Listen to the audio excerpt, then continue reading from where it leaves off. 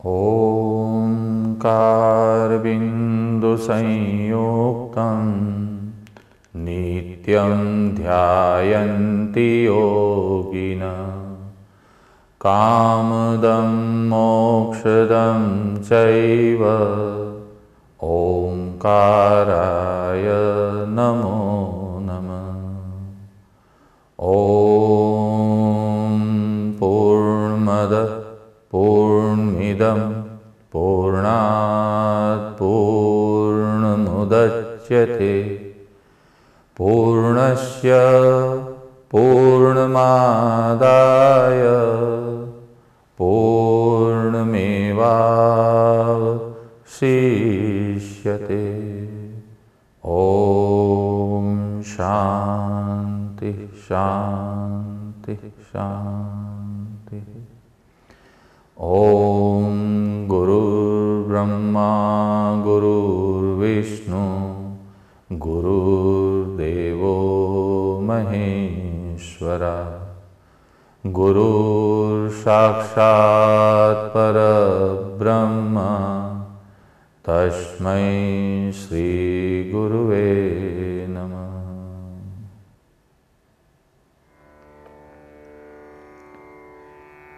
આજે આપણે સમગ્ર સૃષ્ટિ વિશેની વાત કરીશું। આ સમગ્ર સૃષ્ટિમાં શું છે અને સૃષ્ટિ કઈ રીતે નિર્માણ થાય છે અને એ સૃષ્ટિમાં કયા તત્વ મહત્વના રહેલા છે।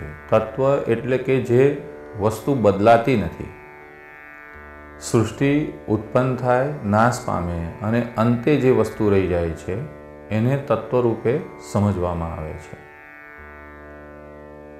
તો આપણે એવું સમજીએ કે અત્યારે કોઈ જ વસ્તુ છે જ નહીં, એક્ઝિસ્ટિંગ।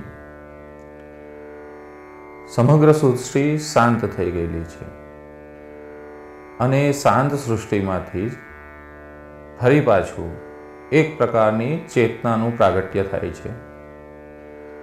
આપણે એવું કહીએ કે ઓમકારનો ધ્વનિ થાય છે અને એની અંદરથી સમગ્ર સૃષ્ટિ ઉત્પન્ન થાય છે। એની અંદરથી અનેક પ્રકાશના ગોળાઓ જુદા પડે છે।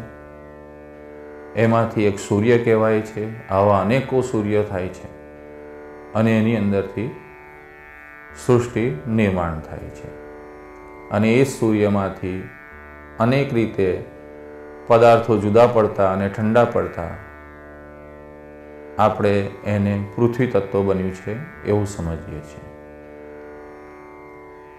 આ બધી આપણું સાયન્સ, આપણા ઇતિહાસો તેમજ આપણા શાસ્ત્રોએ બતાવેલી ઘટના છે અને એના આધાર ઉપર જ આપણે એક વસ્તુ ક્લિયર સમજાય છે કે એક તત્વ એવું છે કે જે કાયમનું છે, જેની અંદર કોઈ પરિવર્તન નથી આવતું, જે નિરાકાર છે, અવ્યક્ત છે, જે શબ્દથી વર્ણવી નથી શકાતું, જે સૃષ્ટિની ઉત્પત્તિમાં તો કોઈ પાઠ ભજવતું નથી અને સૃષ્ટિના વિનાશમાં બી એનો કોઈ ભાગ નથી હોતો, પણ એના વગર સૃષ્ટિ સંભવતી બી નથી। એવું જે અવ્યક્ત તત્વ છે એને લોકો પરમાત્મા નામે ઓળખે છે।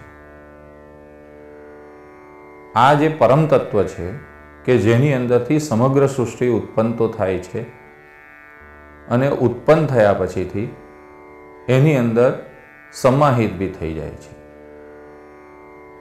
અને જ્યારે સૃષ્ટિ સ્વરૂપે પ્રગટ થયો હોય છે ત્યારે એને ધારણ બી એ જ પરમાત્મા તત્વ કરે છે। હવે આ એક તત્વ થયું જેને આપણે પરમાત્મા સમજીએ છીએ। દરેક જણા જુદી જુદી રીતે એને ઓળખે છે। હિન્દુઓમાં શિવ છે, વિષ્ણુ છે, ભગવાન છે, ક્રિશ્ચનમાં ગોડ છે, મુસલમાનમાં અલ્લાહ છે, પારસીમાં એમના દેવ છે। આ રીતે દરેક પોતાના આરાધ્ય શબ્દથી એ જ તત્વને ઉપાસે છે, જેને આપણે પરમાત્મા શબ્દ કહીએ છીએ। પણ એ તત્વ ફક્ત અનુભવગત છે, એને શબ્દથી વર્ણવી શકાતું નથી। હવે બીજું તત્વ એક છે કે જે તત્વ સમગ્ર પદાર્થોને ચલાવે છે એ તત્વને કહેવામાં આવે છે ચેતના.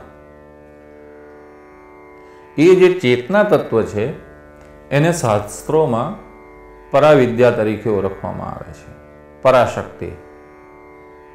અને પરાશક્તિ અને પરમાત્મા આ બેવનું જ વર્ણન શાસ્ત્રોમાં આકારિત રીતે રાધેશ્યામ, શિવ પાર્વતી આ રીતે કરવામાં આવેલું છે. આ બે તત્વ એકબીજામાં એવા ઓતપ્રોત છે કે એને જુદા સમજવા અને અનુભવવા અઘરા છે. અને એની અંદર રહેલી જે ચેતના છે એ જ પરાશક્તિ છે. અને એ પરાશક્તિથી જ, એ ચેતનામાંથી જ આ સમગ્ર જળ તત્વ કે જેને પૃથ્વી, જલ, અગ્નિ, વાયુ, આકાશ, મન, બુદ્ધિ ને અહંકાર કહીએ છીએ, એ જળ 8 એલિમેન્ટ્સ ડેવલપ થાય છે. હવે જે આ જે જળ તત્વ છે એ જ અપરાશક્તિ તરીકે વર્ણવિત થાય છે કે જેનો નાશ છે, પરિવર્તન છે, સદાય એક સરખું રહેતું નથી, એ છે અપરાશક્તિ. અને જે ચેતના છે એની અંદર ચંચલતા છે, પરિવર્તનશીલતા છે. આ ચંચલતા અને પરિવર્તનશીલતા હોવા છતાં બી એની અંદર એક પ્રકારની સ્થિરતા છે. એ ચેતનાનો જે અંશ છે એ અંશને ચેતન કહેવાય છે. અને એ ચેતનનો અંશ અને જે આ અષ્ટા પ્રકૃતિ, જેને આપણે અપરા પ્રકૃતિ કહીએ છીએ, પૃથ્વી, જલ, અગ્નિ, વાયુ, આકાશ, મન, બુદ્ધિ ને અહંકાર, આ ચેતન અને આ જળ બેનું જે મિશ્રણ છે એ મિશ્રણને જ સમગ્ર સૃષ્ટિ કહેવામાં આવે છે. જે પરમાત્મા તત્વ છે એ સદાય આ જળ ને ચેતનને પોતાની અંદર ધારણ કરીને રાખે છે. એને લીધે જ આપણને અત્યારે આ સૃષ્ટિ દ્રશ્યમાન થાય છે. જો એ પરમ આધાર જ હટી જાય તો આ સૃષ્ટિ યોગ્ય નથી રહેતી, દ્રશ્યમાન નથી રહેતી. અને સૃષ્ટિની અંદર જે સંપૂર્ણ નિયમોનું સંચાલન થાય છે એ બધા જ નિયમો અને બધું જ જ્ઞાન એ પરમ તત્વ પરમાત્મામાં રહેલું છે. અને એ પરમ તત્વની ચેતનામાંથી જ્યારે સમગ્ર સૃષ્ટિ ઉત્પન્ન થાય છે તો એની અંદરથી અનેક ચેતનાઓ જુદી પડે છે. અને એને જ આપણે અનેક ગેલેક્સીઓ તરીકે ઓળખીએ છીએ કે જેના અનેક સૂર્યો છે. જુદા જુદા સૂર્યની જુદી જુદી સૃષ્ટિઓ છે. અત્યારે આપણે જ્યાં બેઠા છે આપણે ત્યાં એ સૂર્યની વાત કરીએ કે એક સૂર્યની ગેલેક્સી છે જેમાં આપણે પૃથ્વી પર બેઠા છીએ. એક સૂર્ય છે અને એક ચંદ્ર છે. સૂર્યથી આપણી સૃષ્ટિની ગરમી મેન્ટેન થાય છે અને ચંદ્ર છે જેનાથી આપણી સૃષ્ટિની ઠંડક મેન્ટેન થાય છે. આમ ગરમી અને ઠંડક બેઉ સૂર્ય અને ચંદ્રથી મેન્ટેન થાય છે. પૃથ્વી પર જલ તત્વ છે, પૃથ્વી છે અને વાયુ છે. આમ સૂર્યની ગરમી, ચંદ્રની ઠંડક અને એની માત્રામાં વધારો અને ઘટાડો થવાથી જુદા જુદા જીવોની ઉત્પત્તિ સંભવ બને છે. એની અંદરથી જુદી જુદી માત્રાઓને લીધે જલચર પ્રાણીઓ, પશુ પક્ષીઓ, ભૂચર પ્રાણીઓ, 4 પગા, 2 પગા, આકાશમાં ઉડનારા, આવી રીતના અનેક જીવોની ઉત્પત્તિ સંભવ બને છે. આ બધા જ જીવો જે ઉત્પન્ન થાય છે એ જળ અને ચેતનના મિશ્રણથી જ ઉત્પન્ન થાય છે. જળ અને ચેતન આ બે અવશ્ય એવા તત્વો છે કે જે વિભાજિત બી પાડી શકાય છે અને ભેગા બી થઈ શકે છે. જ્યારે જળ ને ચેતન ભેગા થાય છે ત્યારે એનું નામ જીવન કહેવામાં આવે છે. જેટલો સમય જળ ને ચેતન ભેગા થઈને જીવન જીવે છે તો એને આયુષ્ય કહેવામાં આવે છે. આ આયુષ્યને, જીવનને આપણે અનેક જીવોની અંદર રૂપાંતરિત થતા જોઈએ છે અને ફરી પાછા ચેતન જ્યારે જળને છોડી જાય છે તો આપણે એને મૃત્યુ ગણીએ છીએ. આ રીતે સમગ્ર સૃષ્ટિમાં 3 મહત્વના તત્વોનું વર્ણન કર્યું. એક પરમાત્મા, એક શક્તિ અને એક એવું તત્વ કે જેને શક્તિ બી કહેવામાં આવે છે પણ એ સદાય નાશવાંત એટલે રૂપાંતરિત થતી ઘટનાઓ છે, જેને લીધે એ ત્રણેય તત્વ જળ ને ચેતનના મિશ્રણમાં છે જ. મનુષ્યનું શરીર બન્યું છે કે ગટરમાં રહેલા કોઈ કીડાનું કે વન પક્ષીનું કે પ્રાણીનું કોઈ બી શરીર છે, એની અંદર જળ અને ચેતનનું મિશ્રણ છે અને એનો આધાર છે પરમાત્મા. આમ ત્રણેય તત્વોનું જે મિશ્રણ છે એ સમગ્ર સૃષ્ટિમાં રહેલું છે અને આપણા દેહમાં બી એ ત્રણેય વસ્તુનું મિશ્રણ રહેલું છે. આપણા શરીરને, આપણું શરીર જે ચાલી રહ્યું છે એને જે ચલાવી રહ્યું છે એ ચેતના છે. આપણું શરીર એ 5 તત્વો અને મન, બુદ્ધિ, અહંકારનું બનેલું છે અને એને ચલાવી રહ્યું છે એ ચેતના છે. અને આને સંપૂર્ણપણે જ્ઞાનયુક્ત રાખીને સંચાલન કરી રહ્યું છે યથાયોગ્ય રીતે અને ધારણ કરી રહ્યું છે એ પરમ તત્વને આત્મતત્વ કહેવામાં આવે છે. આમ સમગ્ર સૃષ્ટિમાં જે છે એ જ આપણી પાસે છે. એટલે આપણા ધર્મોમાં કહેલું છે કે યથા બ્રહ્માંડે તથા પિંડે. આપણા શરીરને પિંડ કહેવામાં આવે છે અને બ્રહ્માંડની અંદર જે બી તત્વો છે એ બધા આપણા શરીરમાં હયાત છે, મોજૂદ છે. આપણે બ્રહ્માંડનું જ્ઞાન મેળવવું હોય તો બ્રહ્માંડ સુધી જવાની જરૂર નથી, પણ બ્રહ્માંડથી બનેલું જે આપણું શરીર છે એના જે અંશો આપણા શરીરમાં રહેલા છે એ અંશ ઉપર આપણે જો અભ્યાસ કરીશું તો આપણને બ્રહ્માંડનું સંપૂર્ણ જ્ઞાન થશે. આવી રચના કુદરતે કરેલી છે. હવે વાત એવી આવે છે કે સમગ્ર જીવસૃષ્ટિ જે જીવસૃષ્ટિ છે એની અંદર 4 વસ્તુ સમાન રહેલી છે.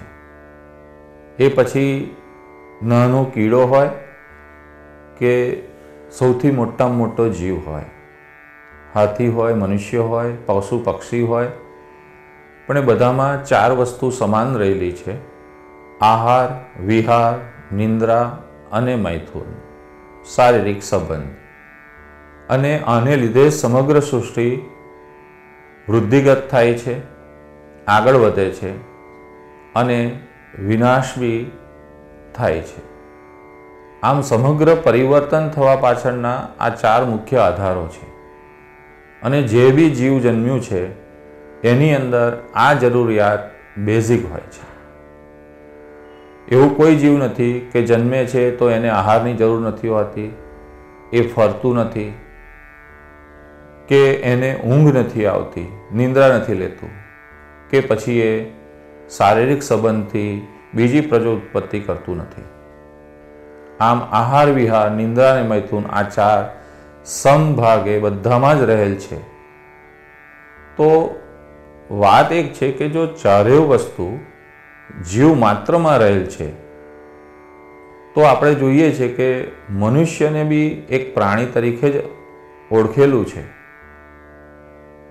તો મનુષ્ય સિવાય જેટલી બી જીવન છે, જેટલા બી જીવો છે એ બધા જ જીવોની અંદર આહાર, વિહાર, નિંદ્રા અને મૈથુન માટે કોઈ એવું શિક્ષણ પદ્ધતિ રાખેલ નથી કે એવી કોઈ ટ્રેનિંગ સ્કૂલો નથી. કોઈ બી પ્રાણીનું બેબી આવે કે એ એના ગુણધર્મો સાથે જ આવે. વાઘનું બેબી હોય તો એને ખબર છે 5 મિનિટમાં રમતું થઈ જશે, ચાલતું થઈ જશે અને એને ખબર છે કે મારે માંસ મીટ જ ખાવાનું છે. એવી રીતના શાકાહારી પ્રાણીઓના બચ્ચા આવે છે તો એ બી 10-15 મિનિટમાં ઊભા થઈ જાય છે અને એમને ખબર છે કે મારું ખાવાનું ઘાસ જ છે, શાકાહારી જ વસ્તુઓ મારે ખાવાની છે. એને માંસાહારીની ટેવ નહીં પડે. તો જન્મતાની સાથે આહાર વિહારનું જ્ઞાન દરેક જીવ માત્રને સ્વતઃ થઈ જાય છે. અને નિંદ્રા તો સહજ રીતે દરેક જીવને કંઈ ટ્રેનિંગ સ્કૂલમાં જવું નથી પડતું કે ભાઈ તમારે ઊંઘ લેવી જોઈએ. સહજ રીતે એ લોકોની ઊંઘ પણ આવે છે.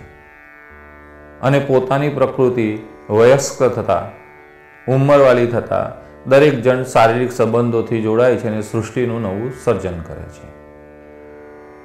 જો આ 4 વસ્તુ જીવ માત્રમાં સમાન છે અને આ સમાન વસ્તુઓ હોવા છતાં બી મનુષ્યને આપણે એવું કહીએ છીએ કે મનુષ્ય એ બહુ શ્રેષ્ઠ પ્રાણી છે, એની અંદર ઘણી બધી શ્રેષ્ઠતા છે. તો પ્રેક્ટિકલ જીવનમાં આપણને એવું જોવામાં આવે છે કે આ 4 વસ્તુઓ મેળવવા માટે બીજા જીવોને કોઈ એવી ટ્રેનિંગ નથી લેવી પડતી કે કોઈ એવી મહેનત નથી કરવી પડતી કે કોઈ ન એવું મોટું શિક્ષણ લેવું પડે છે કે કોઈ જગ્યાએ એમને વસ્તુ પ્રાપ્ત નથી થતી, એવું નથી. એ લોકો આ વસ્તુ માટે પોતાના આહાર માટે વિહાર બી કરે છે અને શરીર થાકે છે એટલે નિંદ્રા બી લઈ જાય છે. તો આ બધા માટે કોઈ ટ્રેનિંગની જરૂર નથી હોતી. તો એક મનુષ્ય જ એવું પ્રાણી છે કે જેને ચાલતા બી શીખવાડવું પડે છે, જેને બોલતા પણ શીખવાડવું પડે છે. અને આહાર માટે તો એને 25 વર્ષ સુધી ભણવું પડે છે. 25 વર્ષ ભણ્યા પછીથી બી એની પાસે એવી કોઈ ગેરંટી નથી હોતી કે આ 4 વસ્તુ પોતે સારી રીતે, સંતોષિક રીતે પોતે ભોગવી શકશે. એની પાસે આહાર બી હોય, વિહાર કરવાની ઈચ્છા હોય તો બી એને ઘણી બધી વસ્તુઓની જરૂરત હોય છે. એની પાસે નોલેજ હોવું જોઈએ તો એ વસ્તુ કરી શકે છે. બાકી એ એક જ જગ્યાએ ગોળ ગોળ ફરીને એનો જીવનનો અંત આવે છે. તો આપણે કયા હિસાબે એવું કહીશું કે બીજા પ્રાણીઓ કરતાં મનુષ્ય જે પ્રાણી સ્વરૂપે આલેખવામાં આવે છે એ વધારે ઉત્તમ છે અને શ્રેષ્ઠ છે? આપણે થોડી કમ્પેરિઝન કરીને જોઈએ કે ગાયનું વાછરડું ઉત્પન્ન થાય છે ત્યારે વધારમાં વધારે 10 મિનિટની અંદર એ પોતાના 2 પગ પર ઊભું થઈ જાય છે. અને 10 થી 15 મિનિટની અંદર કે જ્યારે બી ગાયની મેલી કે ગર્ભાશયનો બગાડ નીકળી જાય ત્યાર પછીથી એ વાછરડાને આપણે દોડાવીએ છીએ. હવે તો એ 15 મિનિટમાં એ દૂધ પીતા બી શીખી જાય છે અને પછીથી એ પોતાની જાતે ઉછળે કૂદે છે. જ્યારે આપણે એના કમ્પેરિઝનમાં જોઈએ કે મનુષ્યનું બાળક એ આવે છે તો પહેલાં તો એને દ્રષ્ટિ બી એટલી ક્લિયર નથી હોતી કે સામે કોણ છે, શું છે એને ખ્યાલ આવે. એ દ્રષ્ટિ બી એટલી ક્લિયર નથી રાખી શકતો. બીજી વસ્તુ છે કે એ પોતાની બોડીને જાતે હલાવી બી નથી શકતો. એને પોતે ચાલવાનું શિક્ષણ બી 7-8 મહિના પછીથી એની અંદર કંઈક ચાલવાનું ડેવલપમેન્ટ આવે છે. પોતાના શરીરને હેન્ડલ કરવું હોય એને તો બી 2-3 વર્ષ સુધી તે પોતાના શરીરને પ્રોપર રીતે હેન્ડલ બી નથી કરી શકતો. એને ટોયલેટ લાગી છે, પેશાબ લાગ્યો છે એનું બી ભાન નથી હોતું. સહજ રીતે એની અંદરથી શારીરિક ગ્રંથિઓનું સભાનતા હોતી નથી. તો આટલી બધી અજ્ઞાનતા જન્મતાની સાથે મનુષ્યના બાળકમાં હોવા છતાં બી મનુષ્યનું બાળક શ્રેષ્ઠ કહેવામાં આવે છે.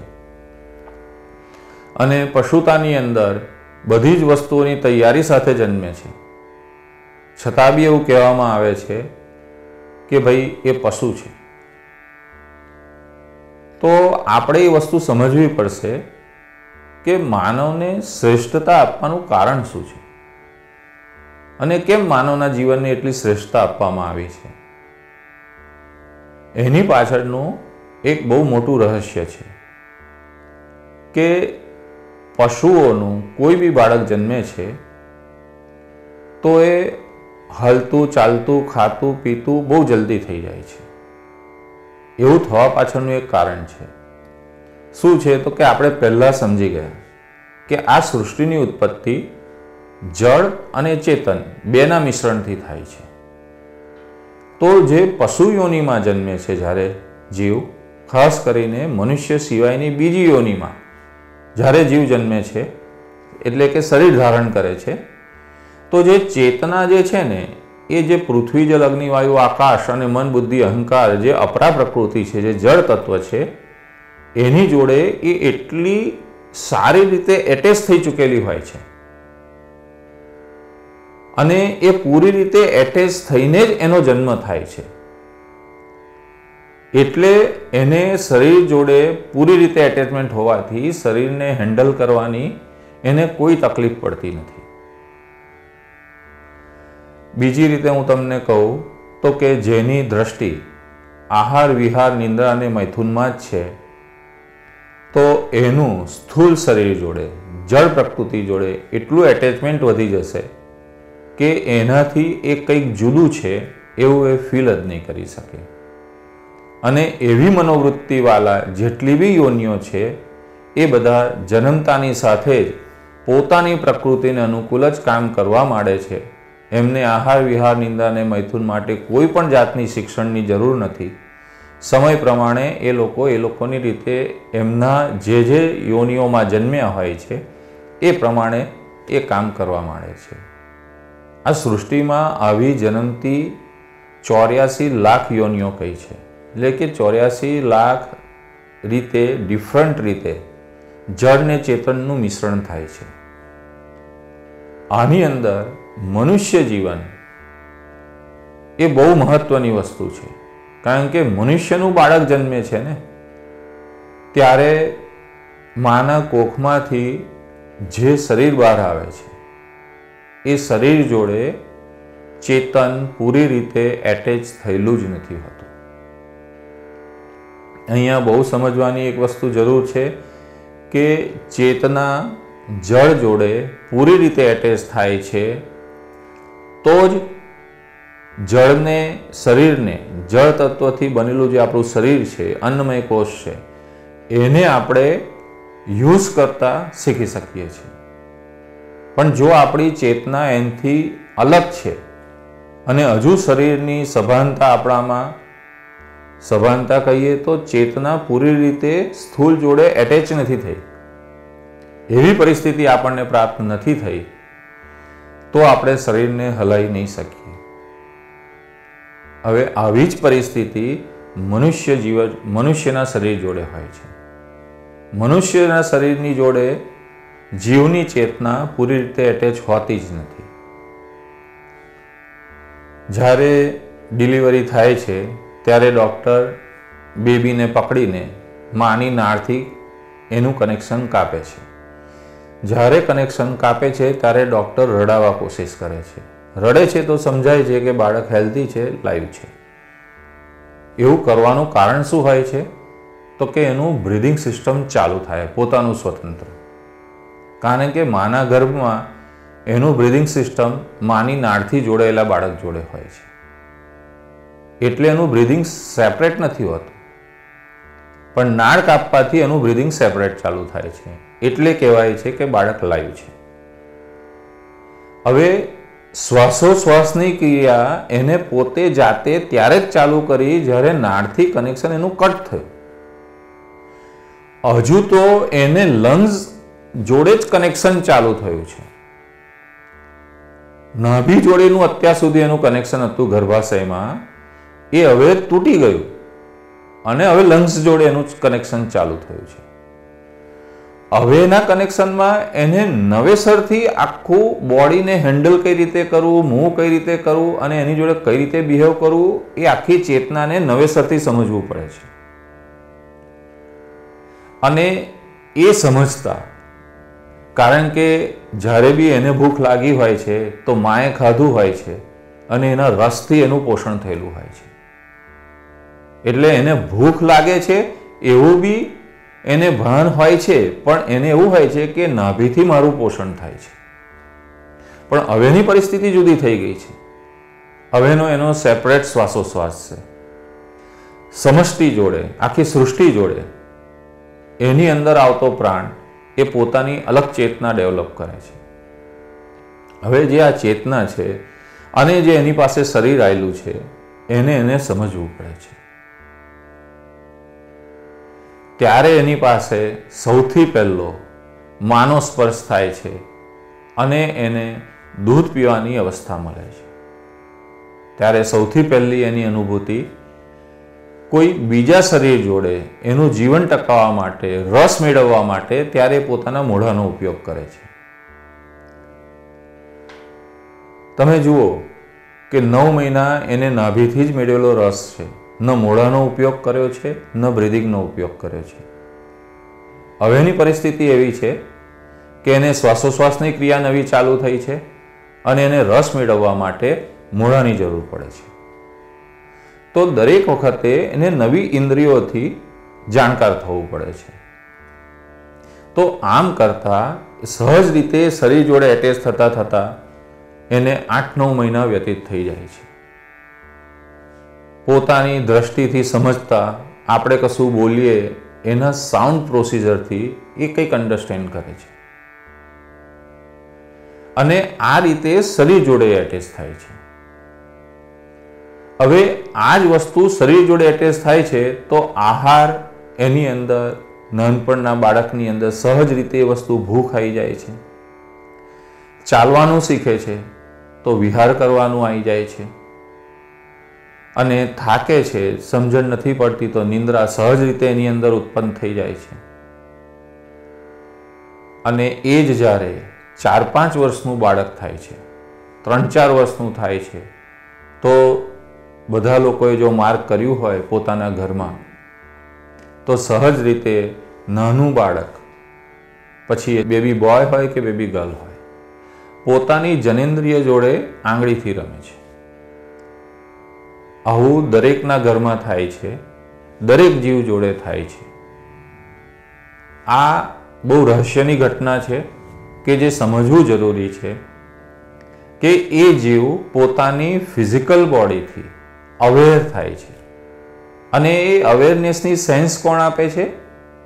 તો કે એની અંદર રહેલી જે એનર્જી છે, જે સેક્સ્યુઅલ એનર્જી છે, એ એનર્જીથી એ અવેર નહીં થાય તો એને પોતાની ફિઝિકલ બોડીથી જોઈતું પૂરું એટેચમેન્ટ સંભવવી નથી.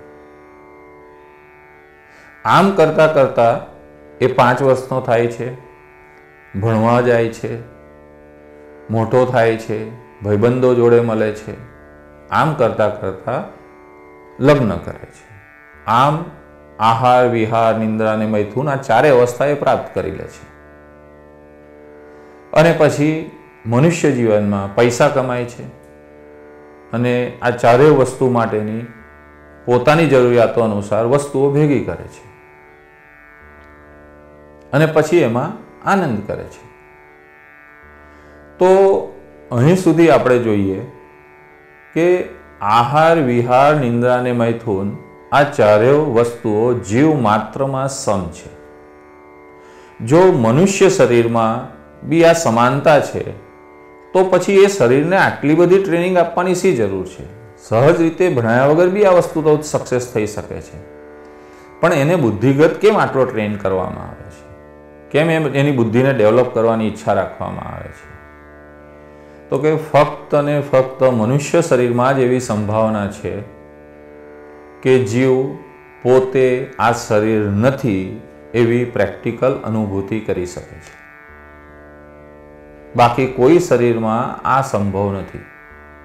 પોતાની ચેતના પોતાના સ્થૂળ શરીરથી જુદું કરીને પોતે અલગ છે એવું જે ફિલિંગ્સ કરવું એ ફક્ત મનુષ્ય શરીરમાં સંભવ છે. એટલે આપણે મનુષ્ય શરીરને બધા જ જીવોમાં શ્રેષ્ઠ કહીએ છીએ. મનુષ્યની ચેતના મનુષ્ય શરીરમાં એને વધારવી કે ઘટાડવી એ ફ્રી છે, એ ફ્રીડમમાં છે, સ્વતંત્ર છે પોતાની જાતે. એ પોતે ચેતના પોતાની ઘટાડી બી શકે છે અને વધારી બી શકે છે. જ્યારે બીજા કોઈ યોનિની અંદર, બીજા કોઈ જીવમાં એ સંભાવના છે જ નહીં કે પોતાની ચેતનાએ પોતાની જાતે વધારે અને ઘટાડે. તો આ સમગ્ર જળ ને ચેતનના મિશ્રણથી ઉત્પન્ન થયા અને એની અંદર મનુષ્ય શરીર આ સૃષ્ટિમાં કેમ મહાન કહ્યું છે? કારણ કે મનુષ્ય પાસે આ જે 4 વસ્તુઓ છે એની ઉપર બી સમજવા જેવી ઘણી બધી વસ્તુઓ છે. એવું ફક્ત મનુષ્ય શરીરમાં સંભવ છે. આપણે જોયું કે સૃષ્ટિની અંદર પરમાત્મા, પરમ ચેતના શક્તિ, જેને આપણે પરાશક્તિ કહીએ છીએ, સ્થૂળ પ્રકૃતિ, પૃથ્વી, જલ, અગ્નિ, વાયુ, આકાશ, મન, બુદ્ધિ, અહંકાર, જેને આપણે અપરા પ્રકૃતિ કહી. આ સ્થૂળ અને ચેતનાથી ઉત્પન્ન થતી સૃષ્ટિ છે, જેની અંદર સૂર્ય, ચંદ્ર, ગરમી, ઠંડી, જલ, પૃથ્વી, આમ સમગ્રના મિશ્રણથી જીવતત્વની ઉત્પત્તિ થાય છે. અને સમગ્ર જીવોમાં વસ્તુ સમાન હોય છે: આહાર, વિહાર, નિંદ્રા અને મૈથુન. અને જેવી રીતના સમષ્ટિમાં 3 તત્વો મહત્વના છે: પરમાત્મા તત્વ, શક્તિ તત્વ અને સ્થૂળ તત્વ. એવી જ રીતે આપણા શરીરમાં જે આ અન્નમય કોષ રહેલો છે એ સ્થૂળ છે, જે પૃથ્વી, જલ, અગ્નિ, વાયુ, આકાશથી બનેલું આપણું શરીર છે.